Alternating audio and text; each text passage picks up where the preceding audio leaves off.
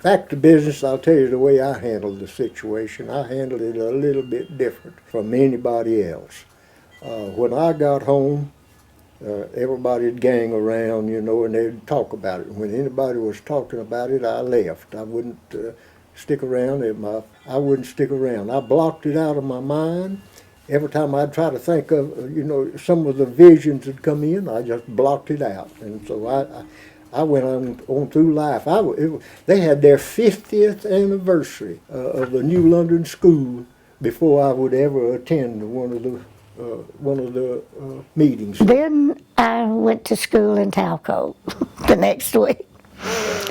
All the kids tried to, you know, make me welcome, and of course they probably wanted to ask me a lot of questions too, and I wouldn't talk to anybody, and when school was out I'd go and go to my room and go to bed.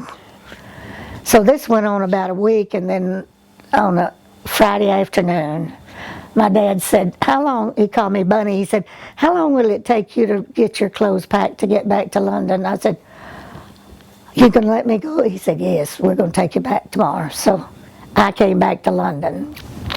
Well, it was the best thing my dad ever did for me, because that was a closure. And I was 13 years old, I think, or 12. And for the next nearly month, I slept with my mom and daddy because I was scared. It changed my life. And a 13-year-old boy, I've never been the same since. I've had a hard time trying to understand why I was scared.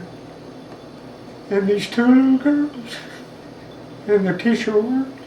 I started calling roll, and the answers would be, just kept on calling until they called Hassell Dorsey's name.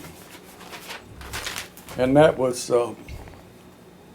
a big shock to me, because I had not known that she was killed until that day when we was returning.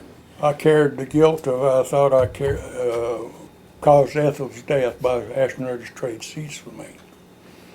And I carried that guilt a long time. And I still get a little emotional when I talk about it. And then we'd have visitors come out of town of relatives, and they'd want to go up and look at the cenotaph. Anybody, I'd take up there, and we walk up to look at the names on there. Hers would always be the first one I'd see. And I'd always say that my name should have been there instead of hers.